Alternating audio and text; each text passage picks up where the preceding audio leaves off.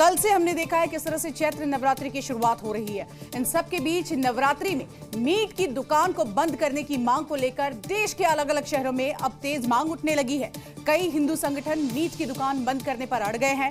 तो वहीं आपको बता दें, हिंदू पक्ष का कहना है कि मीट की दुकानों से व्रती पवित्रता खंडित होती है, जबकि मुसलमानों का कहना है कि नॉन वेज के बिना तो हमारी ईद अधूरी है।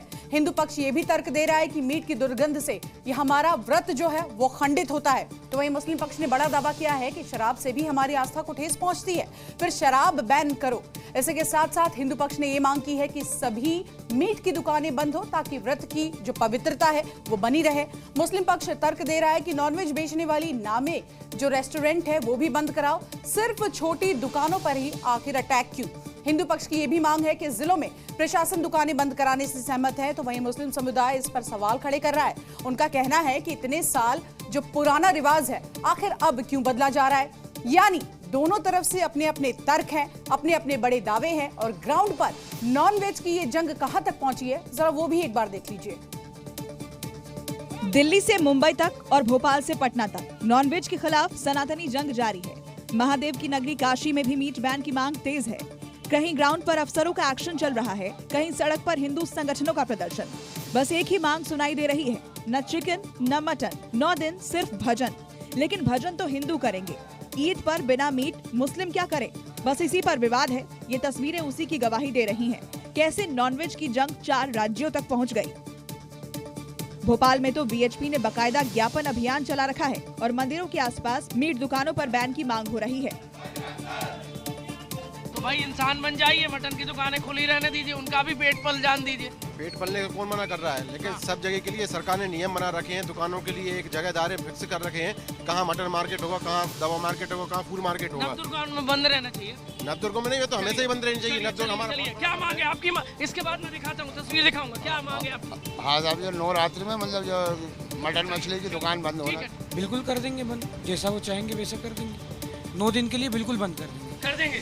लेकिन 9 दिन का खर्चा हमारा, ये 4-5 लोग हमारे साथ बैठते हैं हमारे काम। इनका खर्चा, इनकी नौकरी, इनका खर्चा, हमारा खर्चा, हमारी दुकान का किराया, इन सब चीजों का खर्च वो हमें देते हैं, बिल्कुल बंद कर देंगे। यानी नॉनवेज पर लड़ाई अब 9 दिन पेट पालने तक पहुंच गई है। हालांकि मुंबई में तो एक्शन भी शुरू हो गया है। बीएमसी ताबड़तोड़ कार्रवाई कर उन दुकानों को बंद करा रहा है जिनके पास मीट बेचने और काटने का लाइसेंस नहीं है। है कि मैं तो चाहता हूं कि मुस्लिम समुदाय को खुद से पहल करनी चाहिए और ये 9 दिन जो हमारे आस्था का बहुत ही पर्व माना जाता है, उस दिन मुस्लिम समाज को एक मैसेज देने की कोशिश करनी चाहिए कि भाई इस दिन 9 दिन हम लोग ये मटन की बिक्री जो है नहीं करेंगे। ये यहाँ पे बड़े का भी तो मार रहे थे, अभी मुर्गी का भी मार रहे। रमजान है, इसका तो स्टार्टर खाएंगे हम लोग। यानी मुंबई वाले भाईजान समझने के मूड में नहीं है। हालांकि दिल्ली से यूपी तक मीट बैन की तैयारी दुरुस्त है, लेकिन सवाल यही कि आस्था के नाम पर घमासान क्यों भाई। और नॉनवेज बैन की कहानी सिर्फ भोपाल या एमपी तक ही सीमित नहीं है, बल्कि इस साल नवरात्रि पर नॉनवेज के खिलाफ सबसे पहली आवाज दिल्ली से उठी थी, जो अब काशी होते हुए पटना तक पहुंच चुकी है। दिल्ली में तो विधानसभा के अंदर भी मीट बैन का मुद्दा गूंज रहा है। प्रदर्शन की ये तस्वीर नॉनवेज के खिलाफ उसी सनातनी मांग का हिस्सा है। हम तो सालों से मांग कर रहे थे इस बात की कि नवरात्रों में दुकानें बंद हो, क्योंकि 9 दिन हम लोग जो व्रत में रहते हैं, तो वहाँ व्रत में रहने के बाद थोड़ा मीट का दुकान खुला रहता है तो मन दिक्कत आता है।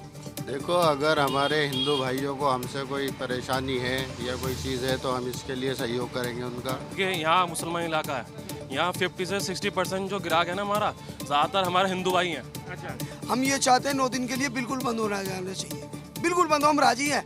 लेकिन पहले बॉर्डर सील करो, गाड़ी नहीं आनी चाहिए दिल्ली में। एक बात सुनो, गाड़ी जब आएगी दिल्ली में, मंडी सील करो, बॉर्डर सील करो। जब ये दोनों जगह सील हो जाएंगी तो हम बिल्कुल नहीं बेचेंगे। चुनावी साल में पटना में नॉनवेज पर अलग ही जंग चल रही है। चंद दिन पहले इफ्तार खेलने वाले अब सियासी दल नॉनवेज बैन पर चुप हैं, जबकि हिंदू संगठनों ने नॉनवेज के खिलाफ नारेबाजी और प्रदर्शन शुरू कर दिया है।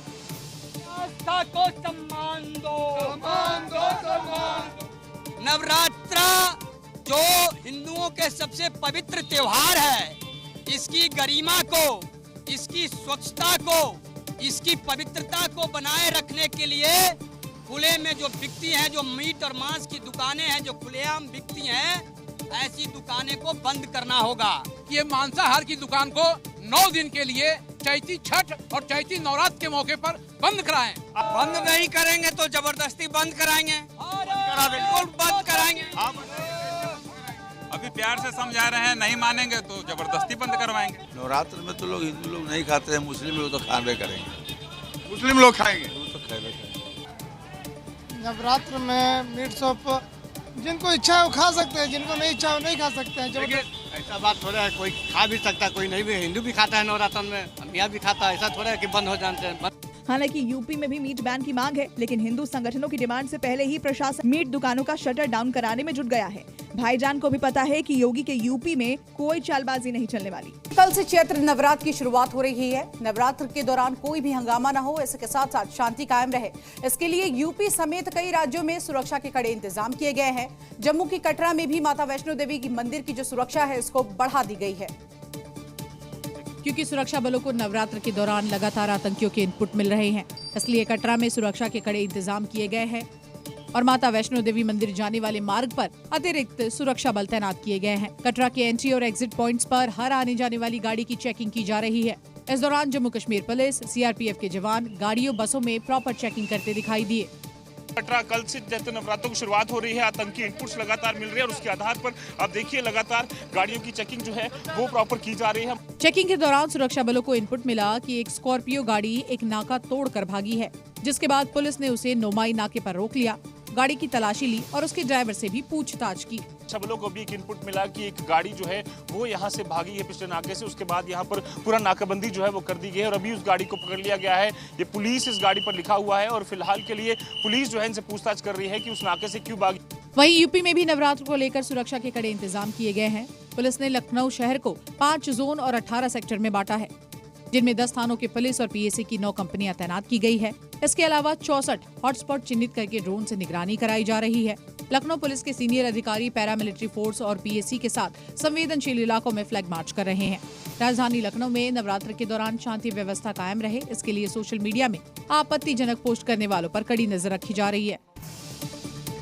और देखिए, झारखंड में आगामी त्योहार को लेकर पुलिस पूरी तरह से अलर्ट मोड में नजर आ रही है। पुलिस ने उपद्रवियों से निपटने के लिए मॉक ड्रिल किया और ये बताया कि वो शांतिपूर्ण तरीके से त्योहार संपन्न कराने के लिए पूरी तरह से यहां तैयार है। ये तस्वीरें उस मॉक ड्रिल की है जिसमें पुलिस के जवानों ने हिस्सा लिया और त्योहारों पर माहौल बिगाड़ने वालों पर कार्रवाई की तैयारी की। रांची में ईद और रामनवमी को देखते हुए पुलिस लाइन में मॉक ड्रिल किया गया, जहां सायरन की आवाज, आंसू गैस के धुएं और वाटर कैनन का इस्तेमाल किया गया। इस मॉक ड्रिल का संदेश बिल्कुल साफ है कि त्योहार के दौरान अराजकता बिल्कुल बर्दाश्त नहीं की जाएगी। उपद्रवियों से निपटने के लिए पुलिस पूरी तरह से तैयार है। अगर किसी ने भी माहौल खराब करने की कोशिश की तो पुलिस उसका तगड़ा इलाज करेगी, यानी हुड़दंग किया तो कानूनी कार्रवाई और जेल जाना होगा। त्योहार पर उपद्रव किया तो उसे लोगों को खूंटी पुलिस मुंह तोड़ जवाब देगी। इसे लेकर पुलिस लाइन में मॉक ड्रिल किया गया। आंसू गैस छोड़ने, भीड़ को नियंत्रित करने के अलावा और तकनीक की जानकारी दी गई। गढ़वा में भी पुलिस ने एहतियातन हिंसा से निपटने के लिए एक मॉक ड्रिल किया, जिसमें बड़ी संख्या में पुलिसकर्मी शामिल हुए। पुलिस ने मॉक ड्रिल करके उपद्रवियों को ये बताने की कोशिश की कि अगर त्योहार पर माहौल खराब किया तो एक्शन तो तय है। केंद्रीय गृह मंत्री अमित शाह मिशन बिहार पर है, जहां वो बीजेपी के नेताओं और पदाधिकारियों के साथ बैक टू बैक मीटिंग करेंगे। बिहार में होने वाले विधानसभा चुनाव को लेकर शाह का ये दौरा बेहद खास माना जा रहा है, क्योंकि बिहार में बीजेपी जिस लक्ष्य के साथ आगे बढ़ रही है उसे पूरा करने के लिए अमित शाह अब कमान संभाल चुके हैं। माना जा रहा है कि इस 2 दिन के बिहार दौरे पर वो बीजेपी नेताओं को जीत का मंत्र देंगे, साथ ही चुनावी अभियान का शंखनाद भी करेंगे, जिसके लिए पटना की सड़कों को बैनर पोस्टर से पाट दिया गया है। भारतीय जनता पार्टी प्रदेश कार्यालय के ठीक बाहर मैं मौजूद हूँ और यहाँ पर चारों तरफ बैनर पोस्टर अमित शाह के स्वागत के लिए लगाए गए हैं। और जब पटना 7:50 में अमित शाह लैंड करेंगे तो उसके बाद सीधे भारतीय जनता पार्टी प्रदेश कार्यालय आएंगे। यहाँ पर पार्टी के तमाम जो नेता हैं उनके साथ अमित शाह की बैठक होने वाली है। बैठक में पार्टी के सांसद, विधायक, विधान पार्षद और जो पदाधिकारी हैं वो भी शामिल होने वाले हैं। दरअसल बिहार विधानसभा चुनाव में बीजेपी, जेडीयू और सहयोगी दल के साथ बड़े लक्ष्य को साधने का प्लान बना रही है। ऐसे में अमित शाह खुद कमान संभाल चुके हैं। यहाँ वो पार्टी पदाधिकारियों के साथ बैठक करेंगे, जिसके बाद मंत्रियों के साथ मीटिंग होगी। बिहार विधानसभा चुनाव पर मंथन होगा। गोपालगंज में शाह की चुनावी जनसभा भी होगी और योजनाओं का उद्घाटन और शिलान्यास भी करेंगे। अमित शाह इस दौरे के जरिए सुशासन और विकास के मुद्दे को जोर शोर से उठाकर विपक्ष के जंगल राज के नैरेटिव का जवाब देने की कोशिश करेंगे। साथ ही सहकारिता और ग्रामीण अर्थव्यवस्था को लेकर भी अहम घोषणाएं हो सकती है, जिससे ग्रामीण मतदाताओं को लुभाने की कोशिश की जाएगी। उत्तर प्रदेश की सियासत में 2027 और पंचायत चुनाव से पहले नया प्रयोग होने जा रहा है। उन नेताओं और कार्यकर्ताओं को नवरात्रि में इनाम मिलने वाला है जो कि पार्टी के लिए लगातार हर वक्त मिशन मोड में रहते हैं, जिनकी लिस्ट करीब करीब तैयार हो चुकी है। बताया ये भी जा रहा है कि इन कार्यकर्ताओं के लिए नवरात्र के दौरान बड़ा फैसला लिया जा सकता है। किसी को बोर्ड, किसी को निगम, तो किसी को आयोग में बड़ी जिम्मेदारी मिल सकती है। यूपी में चाहे सरकार हो या संगठन, दोनों के बीच तालमेल बनाकर चलने वाले योगी आदित्यनाथ अब उन खाली पदों को भरने की तैयारी कर रहे हैं, जिससे कार्यकर्ताओं की पकड़ सियासी जमीन पर और मजबूत हो सके। ऐसे में निगम, बोर्ड और आयोग में खाली पदों के लिए नवरात्र से पहले बीजेपी कार्यकर्ताओं की लिस्ट तैयार की जा चुकी है कि बीजेपी के पुराने कार्यकर्ताओं और नेताओं को इस बोर्ड, निगम, आयोग में समायोजन करके बीजेपी उनकी नाराजगी दूर करेगी, जो अगले साल होने वाले पंचायत चुनाव और 2027 के विधानसभा चुनावों के लिहाज से बेहद महत्वपूर्ण है। बीजेपी उत्तर प्रदेश में राज्य निकायों की बड़ी संख्या में खाली पदों की वजह से चुनौतियों का सामना कर रही है और इन पदों पर पार्टी के उन कार्यकर्ताओं और नेताओं को जगह मिलेगी जो बीजेपी के प्रति निष्ठावान है। इसमें यूपी राज्य खाद्य आयोग, यूपी गौ सेवा आयोग, युवा कल्याण परिषद, खादी ग्रामोद्योग बोर्ड और पर्यटन विकास निगम भी शामिल है। वहीं इस फैसले को सीधे तौर पर यूपी में आगामी चुनाव से जोड़कर देखा जा रहा है, ताकि कार्यकर्ताओं और नेताओं का मनोबल बढ़ाया जा सके और जमीनी स्तर पर पार्टी को और मजबूत किया जा सके। सीएम योगी ने 4 दिन पहले एक बयान दिया था कि 100 मुसलमानों के बीच 50 हिंदू भी सुरक्षित नहीं, लेकिन अब हैदराबाद वाले ओवैसी को इस बयान से तीखी मिर्ची लग गई है और पलटवार करते हुए ओवैसी यहां तक बोल गए कि योगी से उन्हें यानी कि मुस्लिमों को खतरा है।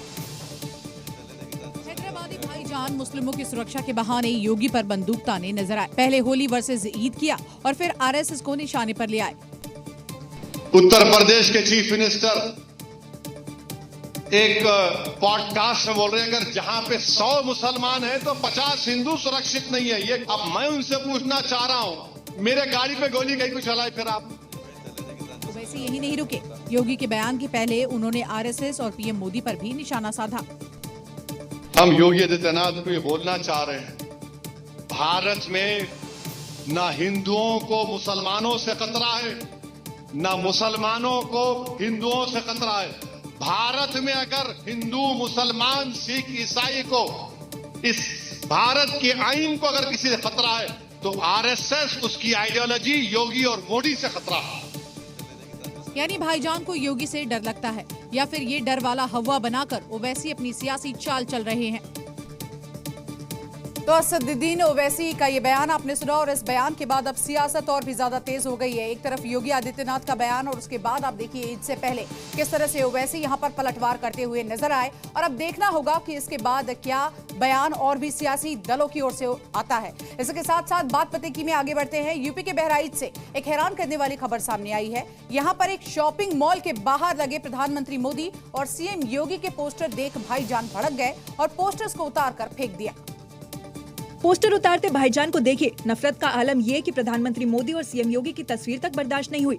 तस्वीर देख भाईजान ऐसा भड़के कि पोस्टर ही उतार फेंके। आरोप तो यहाँ तक है कि पोस्टर फाड़ दिए गए क्योंकि उन पर योगी की तस्वीर थी। नहीं, अगर इसको फाड़ा गया तो गलत है, बिल्कुल सरासर गलत है, ये बिल्कुल फाड़ा नहीं गया, तो उसको उतारा गया, फाड़ा नहीं।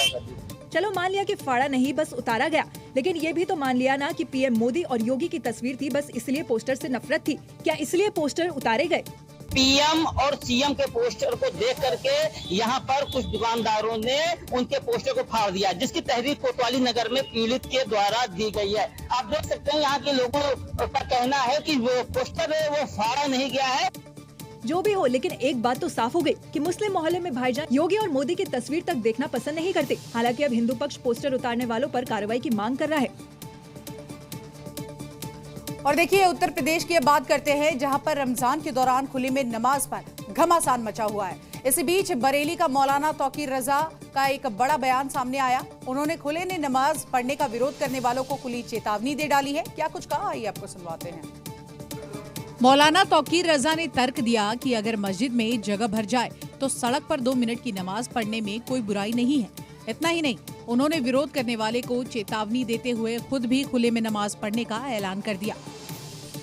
मेरा देश है यार, मैं कहीं पे भी खड़े होकर नमाज पढ़ूंगा और देखूंगा कि मुझे नमाज पढ़ने से कौन रोकेगा। जब हम तुम्हें पूजा करने से नहीं रोकते हैं, हम तुम्हारे रास्ते की रुकावट नहीं बनते हैं, तो हमारे मजहबी मामलात में मदाखलत अगर करोगे तो फिर अब इसका जवाब दिया जाएगा। मौलाना तौकीर रजा यही नहीं रुके, उन्होंने आरोप लगाया कि देश में मुस्लिमों पर अन्याय हो रहा है, मस्जिदों और मदरसों को निशाना बनाया जा रहा है। उन्होंने इस बार की ईद को गम की ईद करार दिया। हम नए कपड़े इस साल ईद में नहीं पहनेंगे, किसी किस्म का मेला ठेला और नुमाइश वगैरह ये सब नहीं की जाएगी, खुशियाँ नहीं मनाई जाएंगी, सादगी के साथ ईद मनाई जाएगी, नमाज पढ़ी जाएगी। तौकीर रजा के इस बयान के बाद देखने वाली बात ये होगी कि क्या वाकई ईद के दिन मुस्लिम समुदाय नए कपड़े नहीं पहनेगा? क्या मौलाना तौकीर सड़क पर नमाज पढ़ने के ऐलान को अमल में लाएंगे? वहीं उत्तर प्रदेश के बाद अब बिहार में भी सड़क पर नमाज पढ़ने के मुद्दे ने तूल पकड़ लिया है, जिसके बाद सियासत गरमा गई है। नालंदा में मुस्लिम समुदाय के लोगों ने नमाज पर बीजेपी के नेता नीरज कुमार बबलू के बयान पर नाराजगी जताई है। सड़क पर नमाज पढ़ने का मुद्दा अब उत्तर प्रदेश के रास्ते बिहार पहुंच गया है। नालंदा में नमाजियों के खुले में नमाज पढ़ने पर बीजेपी नेता नीरज कुमार बबलू के बयान के बाद मुस्लिम समुदाय उनके विरोध में उतर आया और बीजेपी पर खुले में नमाज को लेकर राजनीति करने का आरोप लगाया। सड़कों पर जो नमाज का बयान दे रहे हैं वो आपको बरगल बातें हैं, अरगल बातें हैं। ये बिल्कुल बेवहियात बात है। नमाज तो शुरू से चला आ रहा है, आज तक किसी ने ऑब्जेक्शन नहीं किया, कोई सरकार नहीं। ये दोहरी सरकार है। ये नमाजियों का कहना है कि अगर सरकार को सड़क पर नमाज से आपत्ति है तो उन्हें लोगों की नमाज पढ़ने के लिए वैकल्पिक व्यवस्था करनी चाहिए। तो उनके लिए नमाज का व्यवस्था करना चाहिए। अगर मस्जिद छोटी है तो सड़क पे 10 मिनट का नमाज का एक प्रोग्राम होता है, उसके लिए एडमिनिस्ट्रेशन को सपोर्ट करना चाहिए।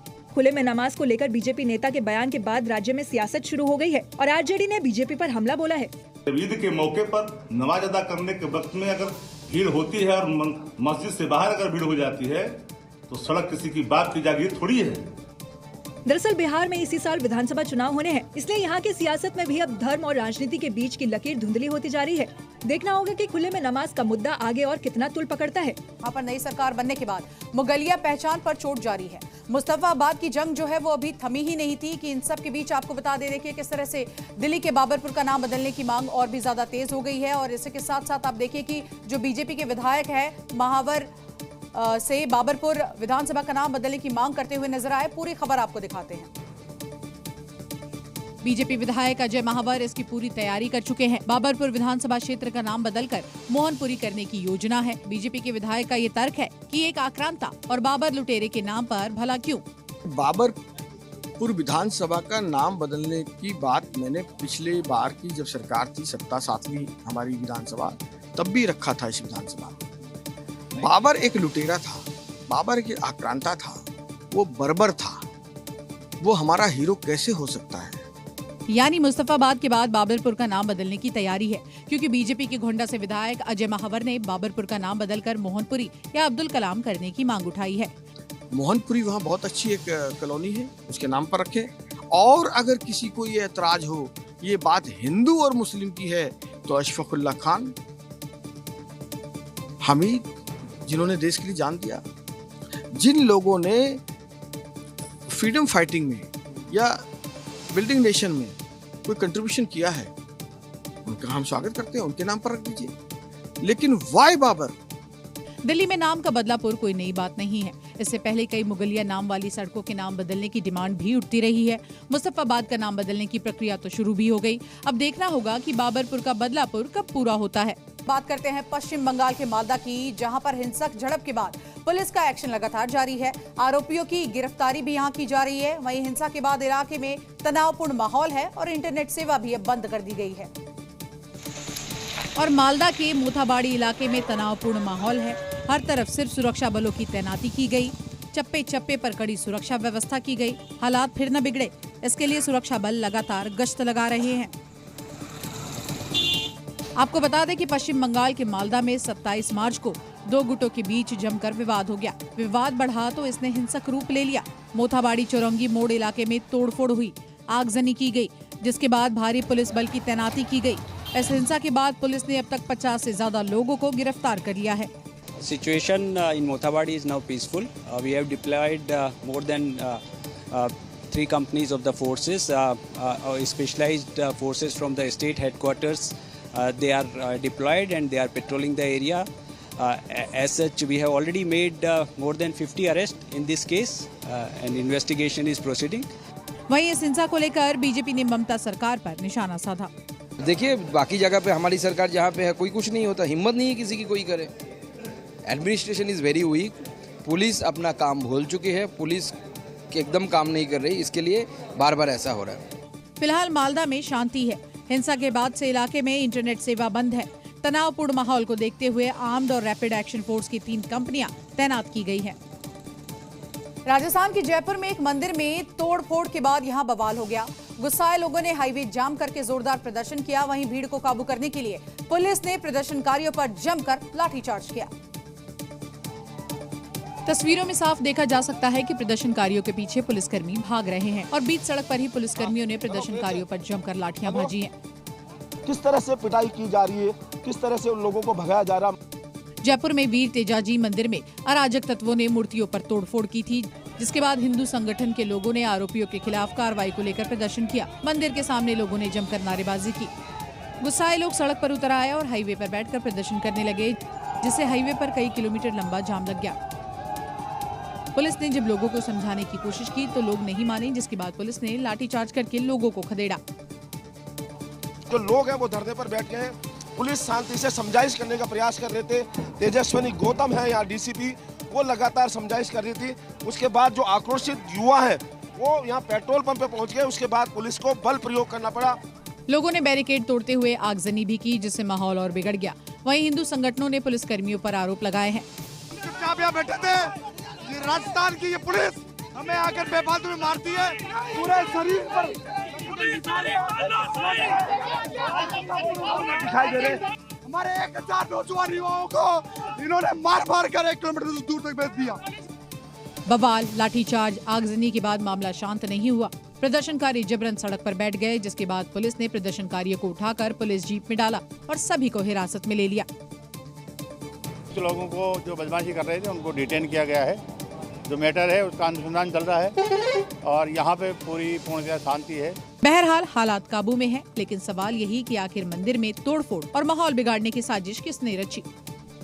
अगली खबर उत्तर प्रदेश के लखनऊ से, जहां पर गोवंश का कटा सिर मिलने के बाद पूरे इलाके में हड़कंप मच गया। घटना के बाद स्थानीय लोग मौके पर पहुंचे और जमकर हंगामा किया और गोवंश का सिर मिलने की खबर इलाके में आग की तरह फैल गई और देखते ही देखते भारी संख्या में लोगों की भीड़ जमा हो गई। आक्रोशित लोगों ने जमकर नारेबाजी की और इस दौरान वंदे मातरम के नारे लगाए। अर्जुनगंज इलाके में पुलिस को गोवंश का सिर फेंके जाने की जानकारी मिली थी, जिसके बाद पुलिस मौके पर पहुंची और वहां से गोवंश के सिर को मंदिर से हटाया। नवरात्र से ठीक 1 दिन पहले गोवंश का कटा सिर मिलने की वजह से स्थानीय लोग गुस्से में नजर आ रहे हैं और आरोपियों पर सख्त कार्रवाई की मांग को लेकर पुलिस के साथ बहस करते हुए भी दिखाई दिए। है कि गौ माता हम लोग हिंदुओं को माना जाता है, पूजा जाता है और कल से नवरात्र स्टार्ट हो रहा है, तो नवरात्र से पहले ऐसे घटना नहीं होनी चाहिए। और जो भी शख्स किया है तो इस पर कार्रवाई तुरंत प्रशासन करे, जांच करके। पुलिस ने मामले की जांच के लिए टीमें गठित की हैं और आसपास के इलाकों की सीसीटीवी फुटेज भी खंगाली जा रही है। पुलिस ने लोगों से शांति और सौहार्द बनाए रखने और किसी भी प्रकार की अफवाहों पर ध्यान न देने की अपील की है। कॉमेडी के नाम पर विवादित कंटेंट परोसने वाले कुणाल कामरा की फंडिंग पर अब सवाल उठने लगे हैं। संजय निरुपम ने दावा किया कि हिंदुस्तान में जहर उगलने के लिए कामरा को विदेश से फंडिंग मिली और उसके साथ साथ मुंबई में उसे पॉलिटिकल संरक्षण भी मिला है। कॉमेडी के नाम पर विवाद परोसने वाला ये वही कामरा है जो महाराष्ट्र के डिप्टी सीएम पर टिप्पणी के बाद सुर्खियों में है। कामरा के खिलाफ महाराष्ट्र में मुकदमा दर्ज किया गया है और अब कामरा का विदेशी कनेक्शन भी जोड़ दिया गया है। विदेशों से जिस प्रकार से इनके पास पैसे आ रहे हैं, इससे साबित होता है कि विदेशी ताकतें इनके पीछे हैं और ये विदेशी ताकतें कहीं न कहीं हिंदुस्तान के खिलाफ काम कर रही है, उसमें इनका इस्तेमाल कर रही है। संजय निरुपम ने ऐसे वक्त में कुणाल कामरा पर निशाना साधा है, जबकि महाराष्ट्र में कॉमेडियन के खिलाफ 3 और एफआईआर दर्ज की गई है। इसके साथ ही कुल एफआईआर की संख्या बढ़कर अब 5 हो गई है। ये सभी एफआईआर शिवसेना के नेता और उप मुख्यमंत्री एकनाथ शिंदे के ऊपर टिप्पणी के लिए दर्ज की गई है, जिस पर ओवैसी ने आपत्ति जताई। A stand-up comedian, without naming someone, performs a skit you take it on a personal level. बहरहाल कोमेजिन कामरा पर कानूनी शिकंजा लगातार कस रहा है। शिवसेना विदेशी कनेक्शन खंगालने के साथ साथ कामरा पर देशद्रोह का केस लगाने की तैयारी कर रही है। छत्तीसगढ़ में नक्सल विरोधी अभियान अंतिम चरण में है। वहीं लगातार नक्सल प्रभावित इलाकों में नक्सली सरेंडर कर रहे हैं या फिर यहां पर मुठभेड़ में मारे जा रहे हैं। छत्तीसगढ़ के नक्सल प्रभावित जिले सुकमा में सुरक्षा बलों और नक्सलियों के बीच जबरदस्त मुठभेड़ हुई। जवाबी कार्रवाई में जवानों ने यहां 16 नक्सलियों को मार गिराया, लेकिन इस दौरान 2 जवान भी मामूली रूप से घायल हो गए हैं। जवानों ने सभी 16 नक्सलियों के शवों को बरामद किया है। वहीं नक्सलियों ने कई ऑटोमेटिक का हथियार भी अपने पास रखे थे, जिसे जवानों ने बरामद कर लिया है। 31 मार्च 2026 इस देश में से हम नक्सलवाद को हमेशा के लिए समाप्त। और छत्तीसगढ़ में जवान इसी प्रण के साथ नक्सलियों का सफाया कर रहे हैं। सुकमा और दंतेवाड़ा जिले के बॉर्डर पर डीआरजी और सीआरपीएफ के जवानों ने 16 नक्सलियों को मार गिराया। सीआरपीएफ का संयुक्त दल सर्च अभियान के लिए रवाना किए गए थे। अभियान के दौरान आज प्रातः 8 बजे से लेकर अनेक बार माओवादी एवं सुरक्षा बल के बीच में मुठभेड़ हुई। मुठभेड़ के उपरांत इलाका का सर्चिंग में कुल 16 माओवादियों का डेड बॉडी अब तक रिकवर किए गए थे। मारे गए नक्सलियों में बड़े कैडर्स के भी हैं, जिनकी पहचान की जा रही है। सभी नक्सलियों की डेड बॉडी रिकवर कर ली गई है। डीआरजी के जवान करीब 10 किलोमीटर पैदल चलकर शवों को कंधे पर लाद कर जंगल से लौटे। नक्सलियों के पास से भारी संख्या में हथियार भी बरामद हुए हैं, जिसमें इंसास, एसएलआर जैसे ऑटोमेटिक वेपन्स शामिल हैं। मुठभेड़ में डीआरजी के 2 जवान भी जख्मी हुए, जो खतरे से बाहर हैं। घटनास्थल से काफी बड़ी संख्या में AK-47, एसएलआर, इंसास एवं अन्य हथियार भी बरामद किए गए थे। सुरक्षा बलों की इस कामयाबी की गृह मंत्री अमित शाह ने भी तारीफ की और फिर से दोहराया कि 31 मार्च 2026 तक देश से आतंकवाद का सफाया होकर रहेगा। और यही वजह है कि छत्तीसगढ़ में 2025 में 150 से ज्यादा नक्सली मारे जा चुके हैं। 29 मार्च को दंतेवाड़ा बीजापुर बॉर्डर पर 16 नक्सली मारे गए। इससे पहले 20 मार्च को बीजापुर और कांकेर में 30 नक्सलियों को ढेर किया गया।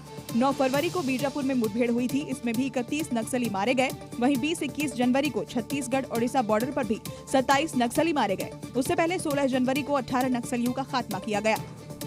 इसके अलावा छोटे मोटे एनकाउंटर में भी कई नक्सलियों को मौत के घाट उतार दिया गया और ये ऑपरेशन अभी जारी रहेगा, क्योंकि 2026 तक नक्सलियों को जड़ से उखाड़ कर फेंकना है। नेपाल में राजशाही और हिंदू राष्ट्र की मांग को लेकर काठमांडू में जबरदस्त विरोध हुआ। सड़कों पर उतरकर यहां लोगों ने प्रदर्शन किया। हिंसक झड़प हुई, जिसके बाद काठमांडू में कर्फ्यू लगा दिया गया है। हिंसा की आग में काठमांडू ऐसा झुलसा कि उसके निशान अभी तक दिखाई दे रहे हैं और काठमांडू की सड़कें आज सूनी नजर आई। हर तरफ सिर्फ सन्नाटा, आगजनी और तोड़फोड़ की तस्वीर नजर आ रही है। हर तरफ सिर्फ सुरक्षा बलों का पहरा है। हिंसा के बाद नेपाल के पूर्व पीएम पुष्प कमल दहल प्रचंड ने हिंसा प्रभावित इलाकों का दौरा किया। भारी सुरक्षा के बीच पुष्प कमल दहल प्रचंड वहां पहुंचे जहां कल हिंसा हुई थी। इस दौरान वे सोशलिस्ट फ्रंट के कार्यालय भी पहुंचे, जिसे हिंसा के दौरान नुकसान पहुंचाया गया। नेपाल के पूर्व पीएम ने पूर्व राजा ज्ञानेन्द्र शाह पर हिंसा भड़काने का आरोप लगाया है। पूर्व पीएम ने ज्ञानेन्द्र शाह के खिलाफ कड़ी कार्रवाई की मांग की है। राजधानीको मुटुमा यस्तो तोडफोड, विवेकहीन आपराधिक घटना हुँदा सेक्युरिटी टाइममा आउन नसक्नु, यसलाई गम्भीर समीक्षा सरकारले गरोस् र आउने दिनको लागि पूर्ण तयारीमा जाओस्। अर्को जे भइराखेको छ अब एकदम प्रष्ट भएको छ कि यसको पछाडि ज्ञानेन्द्र शाह नै हो र ज्ञानेन्द्र शाहको मानसिकता नै आपराधिक छ भन्ने कुरा इतिहासमा नै देखिएको हो, अहिले पनि देखिएको छ। दरअसल नेपाल में राजशाही की वापसी की मांग को लेकर ये प्रदर्शन हुआ था, लेकिन हालात इतने बिगड़ गए कि प्रदर्शन ने हिंसक रूप ले लिया, जिससे 2 लोगों की मौत हो गई, जिसके बाद से पूरे इलाके में कर्फ्यू लगाया गया। देश में नटवरलाल की कमी नहीं है। अब यूपी के लखनऊ को ही ले लीजिए। जालसाजों ने फर्जी कागज बनाकर एलडीए की जमीन को ही यहां पर बेच दिया। वो भी 1 नहीं 2 नहीं बल्कि पूरे 70 प्लॉट फर्जी तरीके से यहां पर बेचे गए। फर्जीवाड़े का पता चलते ही लखनऊ की विकास प्राधिकरण में हड़कंप मच गया। दूसरे की जमीनों, घरों, नक्शों का लेखा जोखा रखने वाले विभाग का ही नक्शा जलसाजों ने बिगाड़ दिया। लिहाजा आनन फानन में छापेमारी और जांच शुरू हुई तो मास्टरमाइंड एलडीए का ही एक बाबू निकला। एलडीए के खाली पड़े प्लाटों का अवैध कागज बनाकर, फर्जी मालिक बनाकर उसे दूसरे को बेचने के मामले में एसटीएफ ने कई लोगों को गिरफ्तार किया है। ये प्लॉट आईएएस अधिकारी जो कि इस वक्त यूपी में परिवहन आयुक्त हैं, बीएन सिंह का है। बीएन सिंह की पत्नी मीनल सिंह के नाम पर यह पूरा प्लॉट है और इसे मीनल सिंह के नाम पर ही एक फर्जी आधार कार्ड बनाया गया। यानी आईएएस अफसर की पत्नी का ही प्लॉट ठगों ने बेच दिया और इस फर्जीवाड़े में सपा के नेताओं पर भी एफआईआर हुई है। 4 या 5 लोगों का हम लोगों ने भी जो इंटरनल इन्वेस्टिगेशन किया नाम आया है, उसमें अधिकांश लोग ऐसे हैं जो रिटायर हो चुके हैं, रिजाइन कर चुके हैं। लोग हैं इनके खिलाफ विजिलेंस इंक्वायरी के लिए मैं संस्तुति करूंगा अगले 1 से 2 दिन में। इसके अलावा अगर उन लोगों की और संलिप्तता पाई जाती है तो मैं पुलिस से अनुरोध करूंगा कि इसमें गिरफ्तारी वगैरह की कार्रवाई भी की जाए। जैसे ही जांच एसटीएफ के हाथ आई, ताबड़तोड़ छापेमारी कर 6 आरोपियों को धर दबोचा। इन शातिरों ने कबूला कि सभी दस्तावेज फर्जी तरीके से तैयार कर प्लॉटों की रजिस्ट्री कराई जाती थी। फिलहाल जांच जारी है और पूरा नेक्सस जल्द ही बेनकाब होगा। प्यार किया कोई चोरी नहीं की, ये कहने वाले जमाने अब लद गए हैं, क्योंकि अब आशिकी में ही फंसाकर सबसे ज्यादा लोगों को ठगा जा रहा है। और ताजा मामला यूपी के नोएडा से सामने आया है, जहां प्राइवेट कंपनी के एक निदेशक ने ऑनलाइन डेटिंग ऐप से अपनी महबूबा ढूंढी और महबूबा ने उन्हें ऐसा चूना लगाया कि 2 करोड़ रुपए के कर्जे में हो गए और अपनी 4.5 करोड़ की जमा पूंजी भी गंवा बैठे। यानी ऑनलाइन दिल देने की कीमत इन्हें 6.5 करोड़ रुपए अदा करके चुकानी पड़ी। दरअसल पीड़ित की मुलाकात एक डेटिंग ऐप के जरिए एक युवती से हुई थी। कुछ दिनों तक दोनों में मोहब्बत चली। युवती ने उसे बताया कि वो ऑनलाइन पैसा लगाकर तगड़ा मुनाफा कमाती है और अपने शिकार पार्टनर को भी पैसा लगाने की सलाह दी। मोहब्बत में पागल हुए युवक ने पहले थोड़ी रकम लगाई, मुनाफा हुआ तो लालच में आ गए और अपनी पूरी जमा पूंजी महबूबा के कहने पर निवेश कर दी। यहाँ तक कि युवक ने 2 करोड़ रुपए का लोन लेकर भी लगा दिया। फिर क्या, फिर लुटेरी महबूबा का फोन बंद और दलजीत बाबू अपने दिल के साथ जमा पूंजी भी गंवा बैठे। पीड़ित ने अब साइबर थाने में मामले की शिकायत की है और पुलिस उस ठग महिला के गिरोह की तलाश में जुटी हुई है। हरियाणा के गुरुग्राम में आज भीषण अग्निकांड देखने को मिला। यहाँ पर झुग्गियों में आग लगने के बाद हड़कंप मच गया, जिसके बाद चारों तरफ अफरा तफरी फैली थी। इसी के साथ साथ चीख पुकार मच गई। एक रिपोर्ट देखिए। और झुग्गियों में लगी इस भीषण आग का भयावह वीडियो भी सामने आया है, जिसमें आग लगने के बाद सैकड़ों झुग्गियां धू-धू कर जलती हुई दिखाई दी। ये भीषण आग हादसा गुरुग्राम के बसई चौक पर हुआ। बताया जा रहा है कि यहाँ अचानक एक झुग्गी में आग लगी, जिसने आसपास की कई झुग्गियों को भी अपनी चपेट में ले लिया और देखते ही देखते पूरे इलाके में आग फैल गई। झुग्गियों में लगी आग इतनी भीषण थी कि दूर से आग की लपटें और आसमान में काले धुएं का ऊंचा गुबार दिखाई दिया। इस भीषण आग को बुझाने के लिए कोई भी इसके पास जाने की हिम्मत नहीं कर पा रहा था, इसलिए आग बुझाने के लिए फायर ब्रिगेड की टीम को बुलाया गया, जिसने कई घंटों की कड़ी मशक्कत के बाद आग पर काबू पाया। आग लगने के बाद झुग्गियों में रह रहे लोगों को सुरक्षित बाहर निकाला गया। हादसे में किसी के हताहत होने की खबर नहीं है, लेकिन बताया जा रहा है कि इस हादसे में 100 से ज्यादा झुग्गियां जलकर पूरी तरह राख हो गईं।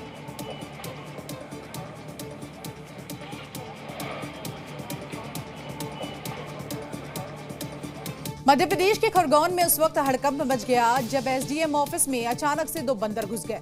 कर्मचारी महत्वपूर्ण फाइल उनसे बचाने के लिए इधर उधर दौड़ते हुए नजर आए। बड़ी मुश्किल से कर्मचारियों ने उन्हें यहां बाहर निकाला, जिसकी तस्वीरें भी सामने आई हैं। वीडियो में साफ दिखाई दे रहा है कि 2 बंदर दरवाजे के रास्ते साहब की तरह अंदर घुस रहे हैं। कमरे में घुसने के बाद बंदर पूरे कमरे का जायजा लेते हैं। दोनों बंदर चहलकदमी करते हुए बिना डरे अंदर दाखिल हुए। एक बंदर तो कमरे में लेट ही गया। कर्मचारियों ने इस मजेदार घटना का वीडियो बना लिया। वीडियो में दिख रहा है कि एक बंदर आराम से ऑफिस के अंदर जा रहा है, वहीं दूसरा बंदर अंदर जाने के बाद गेट को बंद कर रहा है। बंदरों को देख आम लोग तो छोड़िए, खुद एसडीएम साहब भी टेंशन में आ गए। इस बीच कर्मचारी फाइलों को नुकसान ना हो, इसलिए उसे बचाने की कोशिश में आगे पीछे दौड़ लगाते रहे। बड़ी मुश्किल से कर्मचारियों ने 20 मिनट बाद उन्हें बाहर निकाला। कर्मचारियों ने बताया कि एसडीएम ऑफिस और कोर्ट परिसर में अक्सर बंदर घूमते रहते हैं। लोग उन्हें टिफिन से खाना और फल भी खिलाते हैं, जिसकी वजह से बंदरों का यहाँ आना जाना लगा रहता है। मध्य प्रदेश की राजधानी भोपाल में चोरों के हौसले बुलंद है। यहाँ एक शातिर चोर ने मोबाइल शॉप से आईफोन चोरी कर लिया और शॉप के मालिक को इसकी भनक तक नहीं लगी। शातिर चोरी का वीडियो भी सामने आया है। वीडियो में साफ देखा जा रहा है कि एक युवक दुकान के अंदर दाखिल होता है, जिसके बाद वो अपनी टोपी टेबल पर रखता है और फिर मोबाइल खरीदने का बहाना बनाकर काउंटर के पास जाता है और बात करने लगता है। फिर अचानक दुकान में लगे मोबाइल डिस्प्ले के पास आता है और ऐसा जाहिर करता है जैसे वो मोबाइल खरीदने वाला हो। जैसे ही दुकानदार बिजी होता है तो चोर चालाकी के साथ डिस्प्ले से आईफोन निकालता है और अपनी जेब में डाल लेता है, जिसके बाद बिना कुछ खरीदे ही दुकान से बाहर निकल जाता है। शातिर चोर ने अपना काम बखूबी पूरा किया, लेकिन कहते हैं ना, ऊपर वाला सब देख रहा है और दुकान में लगे सीसीटीवी में युवक की शातिर चोरी कैद हो गई। अगली खबर यूपी के बिजनौर से, जहां पर युवक की दबंगई का एक मामला सामने आया है। यहां वाहन चेकिंग के दौरान युवक पुलिसकर्मी से भिड़ गया और इतना ही नहीं, युवक ने पुलिसकर्मी को वर्दी उतरवाने की भी धमकी दे डाली, जिसका वीडियो अब सोशल मीडिया पर वायरल हो रहा है। किसी को भी तू एसपी बुला, मैं भी देखूं आज। शहर का भी बिजनेसमैन है, मैं किसे बुलाऊं? एसपी को बुला ले तू। दरअसल बिजनौर के शास्त्री चौक पर पुलिसकर्मी वाहनों की चेकिंग कर रहे थे। इसी दौरान ये युवक बिना हेलमेट के स्कूटी पर सवार होकर निकला और जब पुलिसकर्मी ने इसे रोका तो अपनी गलती मानने के बजाय ये युवक पुलिसकर्मी से ही यहाँ तू तड़ाक करने पर उतर आया।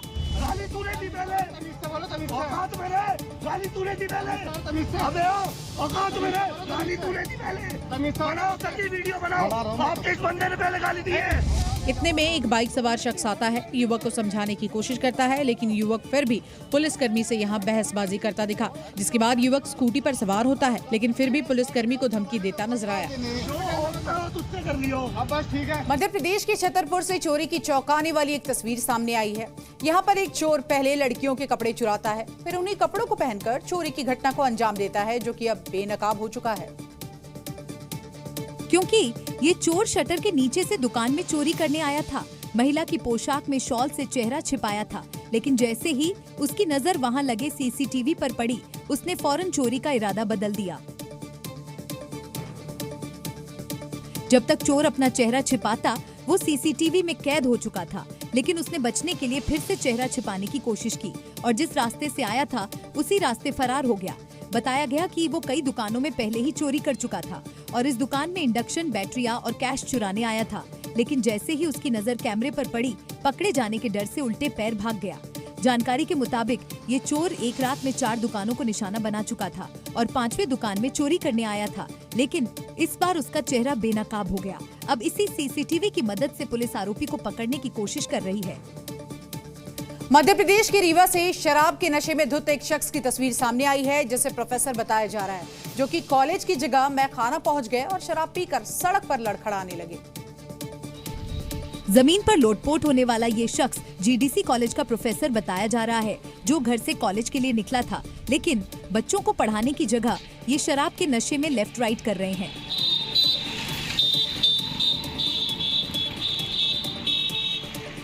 शराबी प्रोफेसर का नाम अभिषेक बताया जा रहा है, जो ठीक से अपने पैर खड़ा भी नहीं हो पा रहे हैं। इन्होंने दिन के उजाले में इतनी शराब पी ली कि अब कॉलेज का रास्ता भी भूल चुके हैं।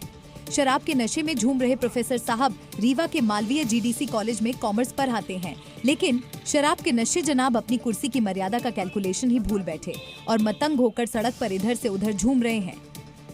हालांकि कुछ लोग इनकी मदद के लिए भी पहुंचे, लेकिन ये सिर झुकाए सबकी बात सुनते रहे। बाद में किसी तरह इन्हें घर छोड़ा गया। यूपी के सीतापुर से बुलडोजर एक्शन की एक तस्वीर सामने आई है। यहाँ भू माफिया अवैध तरीके से जमीन पर कब्जा कर रहे थे और चोरी छिपे अवैध निर्माण करवा रहे थे, जिसे जमींदोज कर दिया गया है। जिस जमीन को कब्जा मुक्त करवाया जा रहा है, उसकी कीमत लाखों में है। एसडीएम और तहसीलदार के निर्देश पर अवैध अतिक्रमण पर कार्रवाई की गई, जिसका निर्माण जमीन पर कब्जा करने के बाद किया जा रहा था। बताया गया कि भूमाफियाओं ने पहले सरकारी जमीन पर अवैध तरीके से कब्जा किया, फिर उसी जमीन पर निर्माण करवाने लगे, जिसकी जानकारी मिलने के बाद प्रशासन ने बुलडोजर कार्रवाई के निर्देश दिए और पुलिस की मौजूदगी में करीब 30 लाख की जमीन से कब्जा हटा लिया गया। बुलडोजर एक्शन के साथ ही माफियाओं को वार्निंग भी दी गई है। इस तरह अवैध निर्माण के खिलाफ एक्शन जारी रहेगा, साथ ही सख्त कार्रवाई भी की जाएगी। और देखिए, मैदानी राज्यों में बेशक गर्मी का मौसम आ गया है, लेकिन पहाड़ों पर मौसम ने गजब की करवट ली है। जम्मू कश्मीर में जबरदस्त बर्फबारी का दौर जारी है और आसमान से लगातार सफेद आफत बरस रही है। इस बार मार्च का महीना बर्फीला है। पहाड़ी राज्यों में बर्फबारी को देखकर ऐसा लगता है कि मानो ठंड ने यू टर्न ले लिया है। बर्फबारी की ये तस्वीरें लद्दाख के द्रास की हैं, जहां आसमान से बरसी सफेद आफत के बाद चारों तरफ सिर्फ बर्फ नजर आ रही है। यहाँ इतनी ज्यादा बर्फ गिरी है कि ऐसा लग रहा है कि मानो यहाँ हिम युग शुरू हो गया हो। लगातार हो रही बर्फबारी से लद्दाख का जर्रा जर्रा इन दिनों गुलजार है। बर्फबारी ने यहाँ की खूबसूरती में 4 चांद तो लगाए हैं, लेकिन यहाँ के लोगों के लिए परेशानियां भी खड़ी कर दी हैं। बर्फबारी के बाद द्रास की जमीन तो नजर ही नहीं आ रही और घरों का तो हाल ही मत पूछिए। घरों की छतों और वहाँ खड़े लोगों के वाहनों पर भी बर्फ की मोटी परत जमी है। बताया जा रहा है कि द्रास में 6 इंच तक बर्फबारी हुई, जिसके बाद सड़क के दोनों तरफ कई इंच मोटी बर्फ जम गई है। बर्फीली सड़क पर चलना भी मुश्किल हो रहा है। जम्मू में मौसम की करवट बदलते ही यहां जिंदगी मुश्किल हो गई है। 2 दिनों से बर्फीली आंधी और तूफान की वजह से गुलमर्ग और बारामूला के आसपास के इलाकों में बुरा हाल है, तो वहीं कई इलाकों में तो लोग घरों में कैद होने को मजबूर हो गए हैं। ये तस्वीरें उसी की बानगी है जिसमें देखा जा सकता है बर्फीली हवा ने आसपास के पूरे इलाके को ढक रखा है। विजिबिलिटी 0 के करीब है, जबकि तूफानी हवाओं के बीच भी टूरिस्ट रुकने को तैयार नहीं। बर्फ से ढकी पहाड़ियों पर हवाएं इतनी तेज चली कि बर्फ भी धूल की तरह हवा में उड़ने लगी और पूरा इलाका सफेद धुंध में ढक गया। हवाओं का शोर साफ साफ सुनाई पड़ रहा है, जबकि हवा के साथ उड़ती बर्फ सफेद अंधेरा कायम कर रही है। हालांकि मौसम के इस रौद्र रूप के बावजूद भी लोग स्नो स्पोर्ट्स का लुत्फ उठाते हुए नजर आए, यानी सैलानी बर्फीले तूफान को भी एंजॉय करते नजर आए। हालांकि 2 दिनों में मौसम में सुधार आया है, लेकिन बर्फीली हवाओं का खतरा अभी टला नहीं है।